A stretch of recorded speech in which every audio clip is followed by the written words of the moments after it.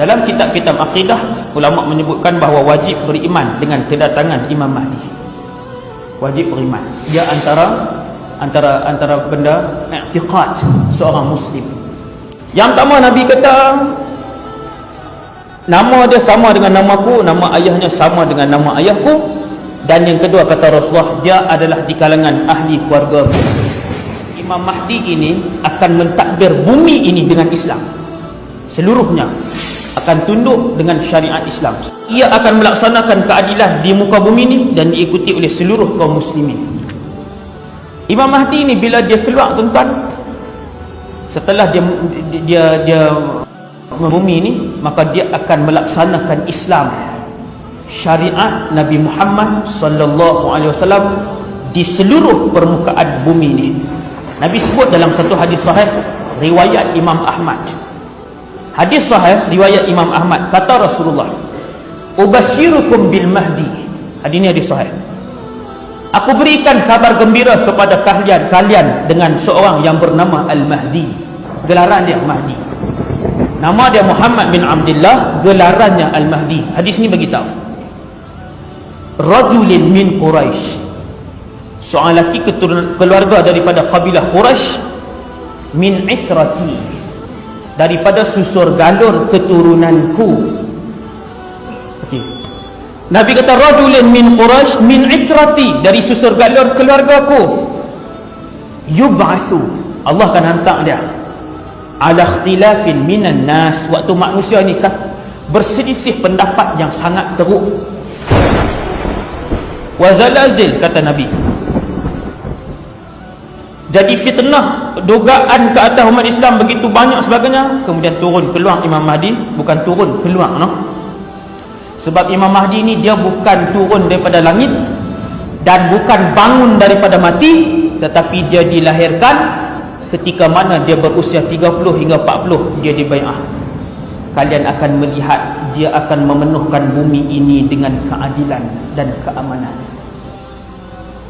Seronokkah hidup zaman tu? Seronok. Tapi dalam seronok ada satu lagi cabaran yang para ulama tak mau cabaran itu. Mereka berdoa kepada Allah untuk tidak diuji dengan cabaran itu. Pada seronok duduk dengan Imam Mahdi, sebab bumi ini akan jadi adil dan sebagainya. Ada satu benda kita nak kena hadapi sebelum tu, iaitulah kemunculan Dajjal. Ini tak seronok. Sebab Dajjal ini bila dia keluar, manusia akan jadi dua pasukan, sama ada pengikut Dajjal ataupun pengikut Imam Mahdi dan Isa alaihissalam. Dua.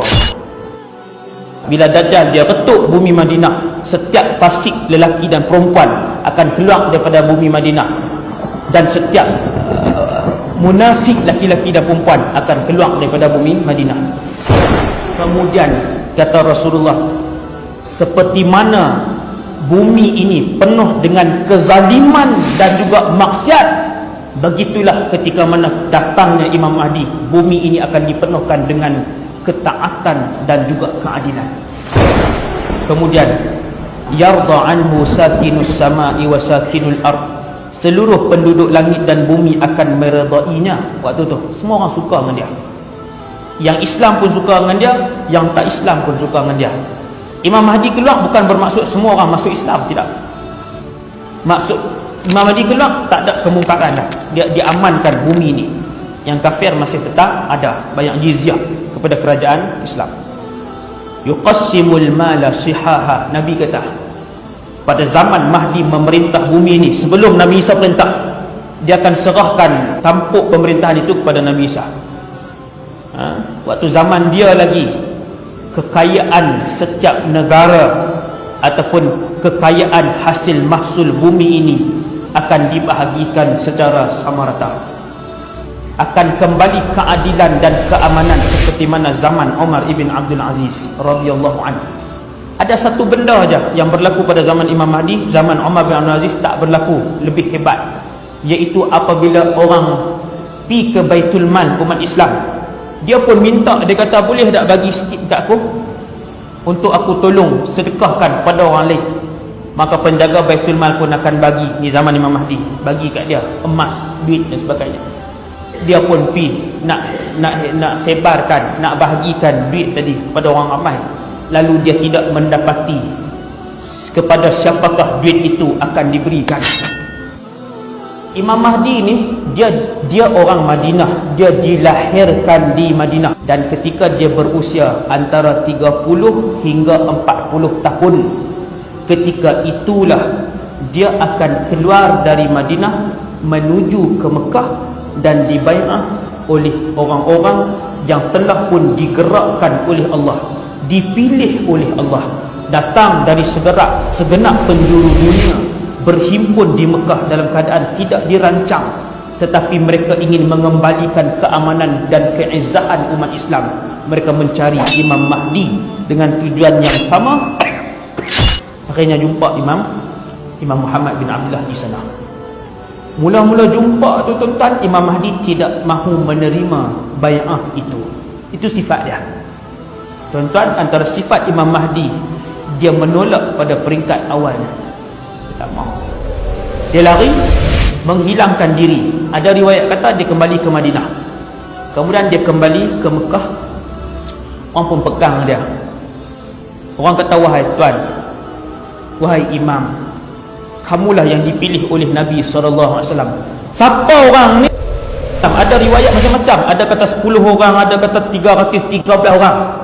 Sebanyak bilangan ahli Badar yang digerakkan hati mereka oleh Allah untuk berjalan meninggalkan negara masing-masing, berhimpun di Mekah, dan akhirnya 13 orang ni wujud Imam Mahdi, dan akhirnya Imam Mahdi dibai'ah walaupun dalam keadaan dia mukrah, kata Nabi.